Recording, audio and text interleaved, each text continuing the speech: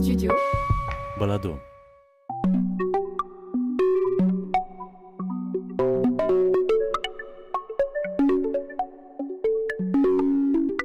Non-binaire.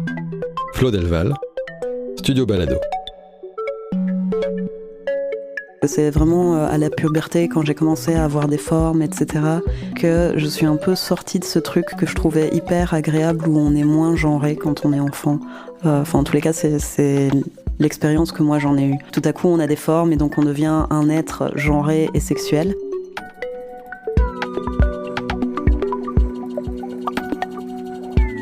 Je m'appelle Flo Delval, j'ai 45 ans, activiste, mon pronom est AL et je suis une personne non-binaire. J'évolue au sein de la communauté non-binaire de Bruxelles où chaque jour j'entends des témoignages. J'ai eu envie de les enregistrer afin de créer les représentations qui nous manquaient et de constituer une archive. Je suis donc allé en Wallonie et à Bruxelles rencontrer des personnes qui vivent en dehors des normes de genre imposées. Cha ne se reconnaît pas dans un genre particulier. Il aime adopter des codes masculins ou féminins sans se poser de questions. Cha a compris qu'elle pouvait maîtriser l'image genrée qu'elle renvoyait en fonction des contextes. Je vous propose d'écouter le récit d'une personne qui déconstruit son genre dans l'expérimentation du corps. Cha utilise l'acronyme TDS, qui signifie travailleuse du sexe. Salut, je m'appelle Cha, j'ai 29 ans. J'habite à Namur et je suis gérante d'un café citoyen et culturel, illustratrice et ex-TDS. J'utilise les pronoms IL et je suis agenre.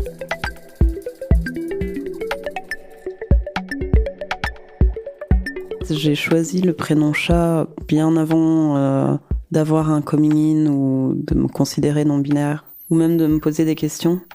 Simplement parce que c'est un diminutif. Je crois que si je l'aime particulièrement et si j'ai continué de m'en servir et si j'y tiens autant, c'est parce qu'en fait, en français, un chat, on en parle au masculin. Et j'aimais bien l'idée que les gens, par défaut, en fait, m'appellent mon petit chat, par exemple, plutôt que ma petite chat, parce que c'était le truc logique à faire. Donc voilà, j'ai juste décidé de garder ce prénom et de le own. Et du coup, j'imagine que c'est devenu mon vrai prénom et que l'autre, c'est un peu par défaut devenu un dead name, même si c'était pas vraiment une décision à la base. Peut-être que je suranalyse. Après, il y avait plein, justement, d'anecdotes, de trucs où je me suis dit, mais oui, en fait, c'était là. Et je me souviens notamment d'une où un très très bon ami dont j'étais super amoureuse, dont j'ai eu sur qui j'ai eu un gros crush quand je devais avoir 15 ans, un truc comme ça. Quand je lui ai avoué que j'avais un gros crush sur lui, m'a dit qu'il était pas sûr de me considérer toujours comme une fille. Genre, j'étais sa pote, quoi. J'étais son pote, même. Et je me souviens, c'était un peu drôle parce que en même temps, ça m'a brisé le cœur. Genre, ok, on peut pas avoir cette relation, on peut pas partager ce genre de choses. Mais d'un autre côté, c'était entre autres parce qu'il me considérait un peu comme un bonhomme, comme un bon poteau. Et je me souviens que ça, par contre, ça m'a fait plaisir. Et ça, encore une fois, c'était avant mon coming in, donc je pense qu'il y a des trucs comme ça, cette anecdote-là, ou le fait qu'un ex m'appelait petit mec et que ça me faisait plaisir. Rétrospectivement, je me suis dit, bah ouais, en fait, c'était pas pour rien, quoi. C'était pas trop une surprise.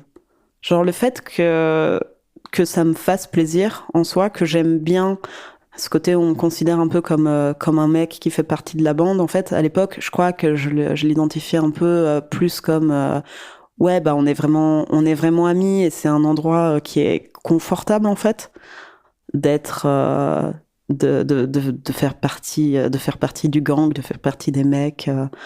Il y avait peut-être aussi ce côté I'm not like the other girls et donc j'aime bien être considérée différemment, mais c'est vraiment venu plus tard, quoi. Sur le coup, j'étais juste, je trouvais ça sympa, je me posais pas trop de questions. Mais je crois aussi, je suis pas sûre qu'à cette époque-là, je savais vraiment que on pouvait se poser des questions sur son genre. Enfin, ça n'en était pas une pour moi, même si je connaissais en plus déjà des personnes trans. comme j'avais pas envie de transitionner, justement, j'avais pas envie d'être un homme, bah pour moi, c'était pas du tout une question de transition. C'était pas vraiment une question. C'était juste, je crois, un truc sympa, quoi, de faire partie de la bande, mais c'est tout.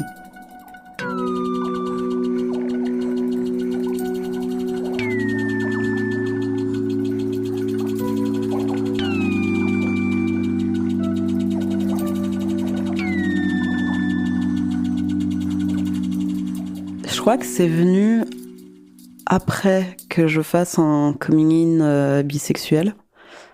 Et en fait, c'est venu, assez, je sais pas, de manière assez peu événementielle, j'ai l'impression. Genre, je sais pas si c'est justement parce que j'avais mis tout un temps à faire mon coming in bisexuel et que, en comparaison, ça me paraissait, c'était genre, ah ouais, ça va, quoi. Mais en gros, bah, j'ai commencé à en fait rencontrer plus de personnes non binaires et donc à entendre parler du terme et de ce que ça couvrait, de ce que ça pouvait impliquer. Et justement, comme il y a eu ce truc de ah en fait, tu peux avoir envie de transitionner ou d'être considéré comme quelque chose qui est ni un homme ni une femme. Genre, t'as pas besoin d'être transmasque, en fait. Enfin, pour moi, jusque-là, j'avais surtout des images de personnes trans binaires. Enfin, ça veut pas dire que c'était que ce qui existait, hein, mais moi, c'était plus que ce que je connaissais. Mais en fait, à partir du moment où j'ai eu des mots, simplement, et plus de représentation, c'était beaucoup sur Twitter. En fait, des personnes, notamment anglophones. En fait, c'était très peu de personnes francophones, au final. Je me suis dit, ah oui, bah, telle expérience qu'ils décrivent, c'est assez proche de ce que je vis. Et ouais, c'est à ce moment-là, j'ai posé pas mal de questions, en fait, à ces personnes. Genre, mais en fait, comment c'est pour toi d'être non-binaire et pourquoi, entre guillemets, je crois que c'était très maladroit à l'époque. Mais ouais, j'avais vraiment envie de savoir comment c'était pour les autres, pour voir si, par comparaison, c'était quelque chose qui en fait, faisait sens pour moi et pouvait me décrire. Quand j'ai eu ces représentations-là, ces mots-là, ce langage, c'est allé assez vite. Mais je pense qu'il y avait aussi un truc où j'ai toujours été en relation avec des gens. Genre, j'ai été très très peu célibataire depuis mon adolescence. Et ça a été un moment où j'ai rompu avec plusieurs de mes partenaires et je crois j'ai eu tout à coup cet espace-là en fait aussi de me poser des questions sur mon identité en général et plus profonde. Parce que quand je sortais avec que des mecs hétéros, j'avais un peu l'impression aussi que si je me posais ce genre de questions, ça allait remettre leur hétérosexualité en cause. Et que c'était un truc avec lequel j'étais pas à l'aise, sur lequel j'étais timide, tu vois, ou qui pourrait être mal accueilli. Et donc, c'est vraiment un moment où j'ai rompu de plusieurs relations et juste où je commençais tout juste une relation avec une nouvelle personne. Mais généralement très ouverte d'esprit, etc. Je me suis dit, ouais, mais en fait, c'est un truc que j'ai envie d'explorer, sur lequel j'ai envie de me poser des questions. Au début, c'était un peu, ouais, est-ce que tu peux parler de moi au masculin aujourd'hui ? C'était un peu pour voir. Et en fait, je me suis rendu compte effectivement que ça me plaisait bien, genre les accords masculins surtout. C'était pas tant de me faire appeler mec ou quoi que ce soit, mais vraiment ce truc de ouais, voilà, est-ce qu'aujourd'hui, quand tu parles de moi, tu peux parler de moi au masculin ? Parfois, justement, je revenais dessus, j'étais là, ouais, non, aujourd'hui, je le sens pas, ça me paraît faux, ça paraît bizarre, je sais pas. Et donc, ça a été beaucoup d'expérimentation.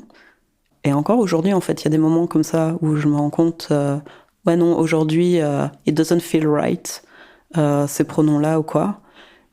Et c'est cool d'avoir eu cet espace-là, en fait, pour expérimenter. Je crois que ça m'a vraiment aidé à me rendre compte que, bah oui, du coup, ça changeait d'un jour à l'autre, que je pouvais avoir envie d'être appelée ou d'être perçue différemment. Et donc, que, a priori, j'étais non-binaire, quoi.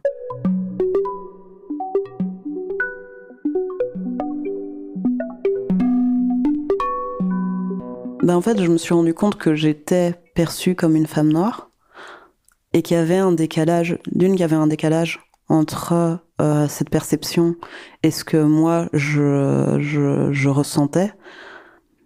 mais que aussi ça influait énormément le comportement que les gens avaient avec moi que d'être perçue comme une femme noire. Je suis sûre que si j'avais été perçue comme un mec noir, mon expérience de l'adolescence, notamment donc des moments où j'ai commencé à m'interroger, etc., aurait été hyper différente. Mais mon expérience en général, en fait, de la vie aurait été hyper différente si j'avais été perçue comme un mec noir.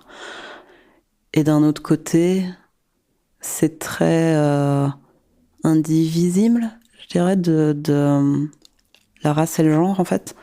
Genre, j'ai pas l'impression que j'aurais pu être perçue autrement que comme une meuf noire, et j'y tiens pas nécessairement. Parce que pour moi, justement, ce que je ressens, entre guillemets, je sais pas si le terme ressenti, c'est vraiment le meilleur terme, mais c'est un tout autre débat. Ce que je ressens et l'identité par laquelle je me définis, elle est pas du tout influencée par la perception que les autres en ont. C'est vraiment deux choses complètement différentes. Et du coup, en fait, ça ne me dérange pas que d'être perçue comme une femme noire, notamment parce que, en fait, j'ai plein de choses à dire sur la manière dont les femmes noires sont perçues, sont traitées en général.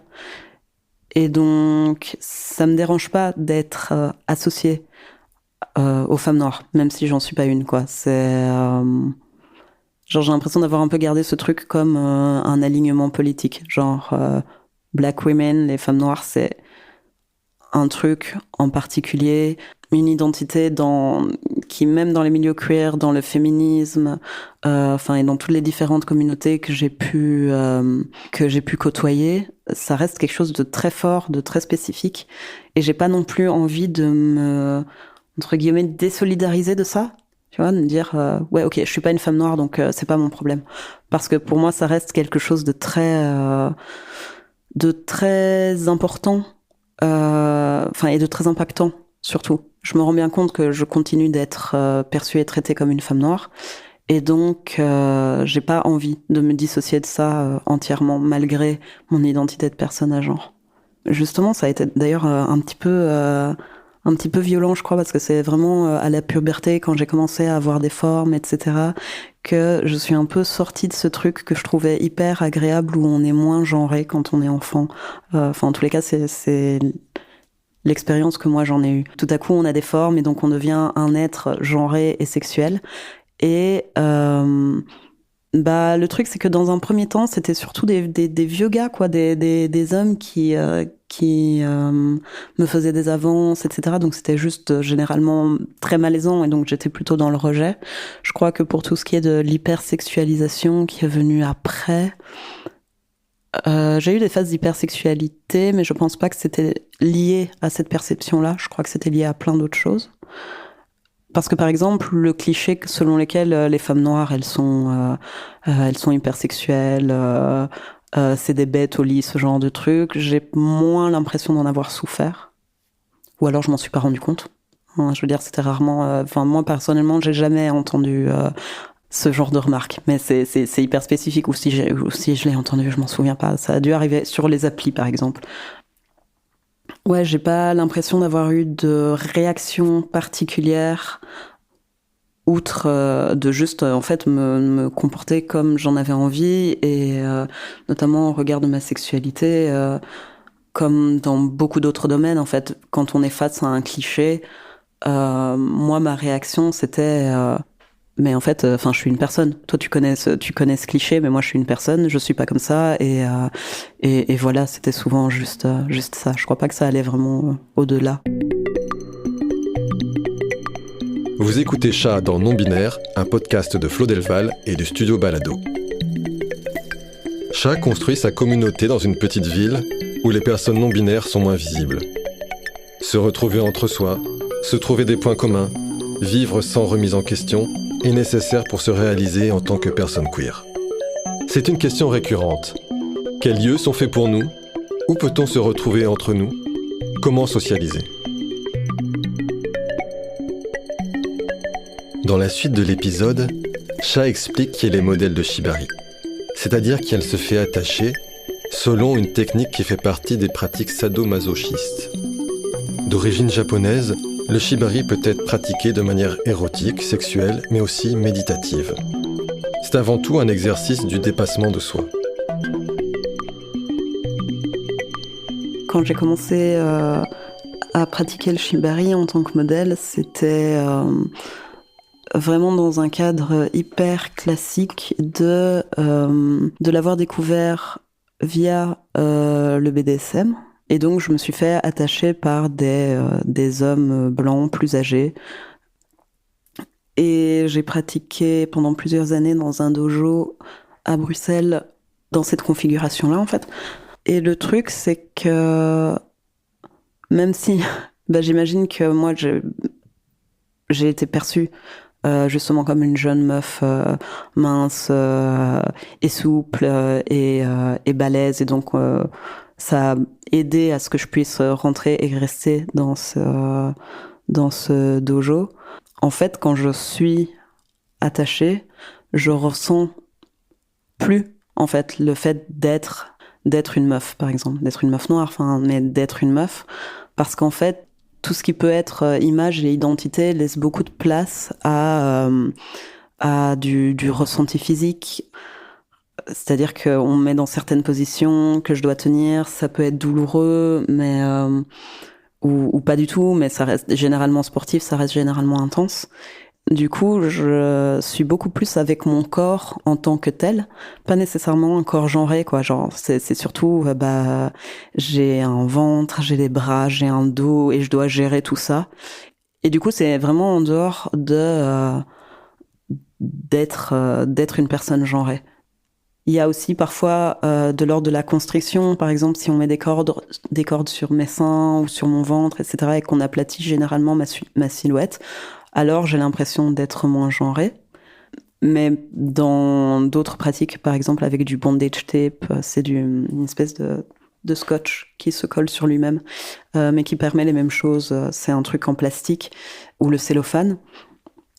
Tu peux te retrouver vraiment dans des postures et avec une silhouette qui du coup est plus du tout genrée. On voit plus tes seins, on voit plus si tu as un pénis, on peut ne plus le voir du tout non plus. Et donc j'ai l'impression que le bondage, c'est vraiment une pratique qui peut effacer en fait ces marqueurs de genre là visuellement, et qui fait de toi un être qui n'a pas besoin de performer le genre. Le fait que tu puisses être un être sexuel et avoir de l'excitation et partager toutes sortes de choses qui sont sexuelles, de l'ordre du regard, de l'échange de fluides, de la sueur, etc., des rythmes, tout ça sans qu'il y ait de génitalité entièrement, oui, ça te sort en fait aussi pas mal de ce rapport genré et aussi potentiellement hétérosexuel en fait. Enfin, tu peux complètement sortir de ces choses-là. Quand j'ai commencé le TDS, j'avais pas du tout envie. J'imagine que j'aurais pu, et il y a des personnes qui le font, qui ont envie de faire un peu de l'éducation, etc. Moi, c'est vraiment quelque chose que j'avais pas du tout envie de faire. Mais donc j'aurais pu, en fait, écrire quelque part que je suis non-binaire sur le profil, sur le site que j'utilise pour être visible en tant que TDS. Mais du coup, non, j'ai pris un prénom. Bon, alors, j'allais dire un prénom féminin, mais même pas. En fait, mon pseudo, c'était aussi un pseudo plutôt à consonance masculine. Mais par contre, j'avais un persona complètement féminin.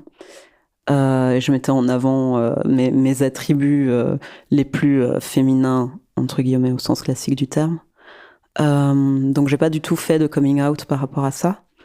Et en fait, le truc, c'est que je crois que le fait qu'il y ait ce rapport d'argent fait que je performais la féminité pour une raison qui était choisie. En fait, je trouvais ça super agréable et libérateur de jouer la fille, en fait, d'une manière qui pouvait être hyper cliché et hyper sexuelle.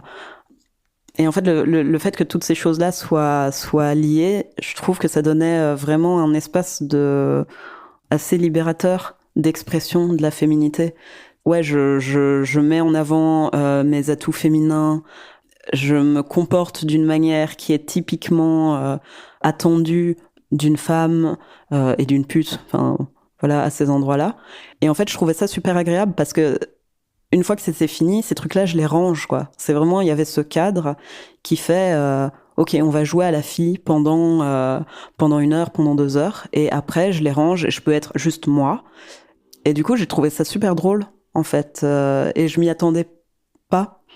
Mais je crois que ça m'a vraiment aidé au niveau du genre et au niveau de ma sexualité, à me sentir plus à l'aise, à identifier les choses que je voulais vraiment pour moi et les choses que je performe et que je donne. Et en fait, cet espace de liberté, j'ai l'impression que je l'ouvrais aussi pour mes clients, qui étaient tous des mecs cis. Et pour la plupart hétéros, pas tous. Mais qui m'ont dit des choses, notamment parfois, qui m'ont un peu surprise sur la masculinité, la virilité, sur leur propre image, leurs propres identités. Notamment un mec qui m'a dit, oui, en fait, je me fais pénétrer et je me fais dominer parce que je suis pas très puissant, j'ai du mal à garder des érections, etc. Et donc, je prends un rôle plutôt passif.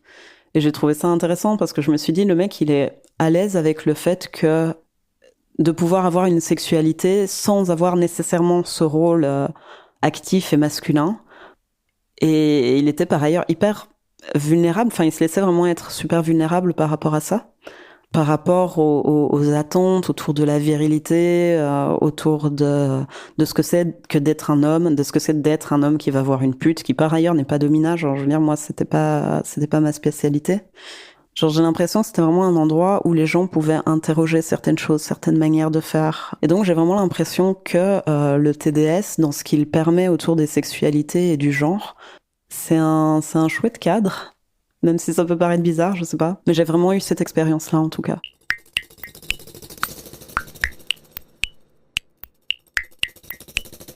Clairement, je crois que j'ai trouvé un moyen d'amener à moi les personnes queer et non-binaires en ouvrant ce café. Simplement, en ouvrant un lieu, bah déjà, on est deux personnes, deux tenanciers ouvertement queer.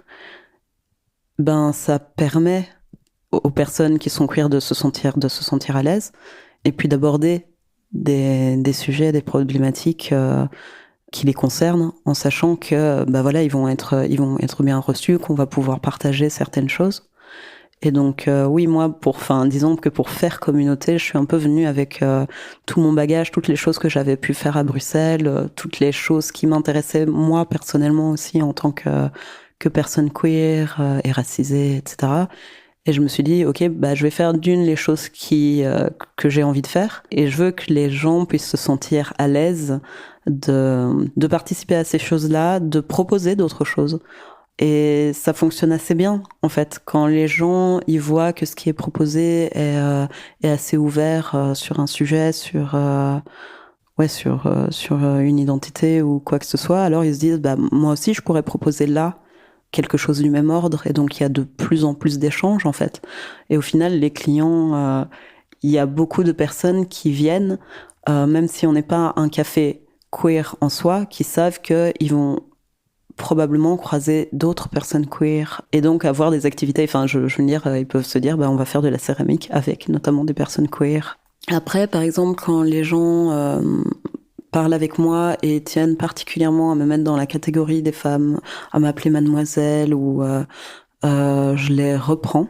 Ce qui est quelque chose que je faisais pas nécessairement avant dans mon quotidien, dans mes autres jobs ou peu importe. Mais en fait, notamment quand les gens disent elle, je les reprends sur mes pronoms. Et donc, c'est pas nécessairement une conversation que j'ai avec les clients. À part les clients queer, parfois on en parle de manière générale, de genre, de plein de choses.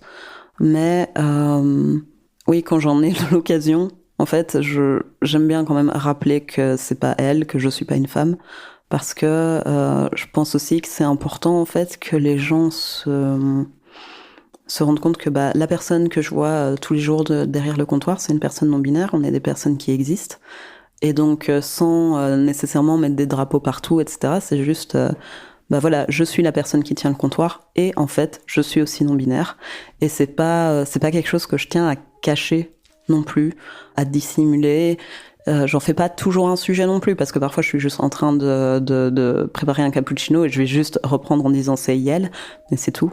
Mais voilà, je crois que c'est aussi cool que des personnes du quotidien, en fait, puisse être ouvertement non-binaire, donc sans que ce soit caché, et sans que ce soit un sujet, en fait, que ce soit juste un truc qui fait partie de la vie de tous les jours, comme c'est le cas pour moi, en fait. Non-binaire est un podcast documentaire de Flo Delval, produit par le studio Balado. Réalisation, Michel-Ange Vinti. Musique originale, Gérald Kurdian. Production Studio Balado, Julien Barbier et Michel-Ange Vinti. Merci à notre partenaire Xeno, plateforme qui valorise les personnes queer racisées. Merci à Let's Talk About Non-Binary, une collective par et pour les personnes non-binaires. Le podcast non-binaire est soutenu par la COCOF, la Région Wallonne et la Fédération Wallonie-Bruxelles. Vous pouvez partager le podcast sur les réseaux sociaux et vous abonner sur votre application pour ne rater aucun épisode. Merci pour votre écoute, à bientôt.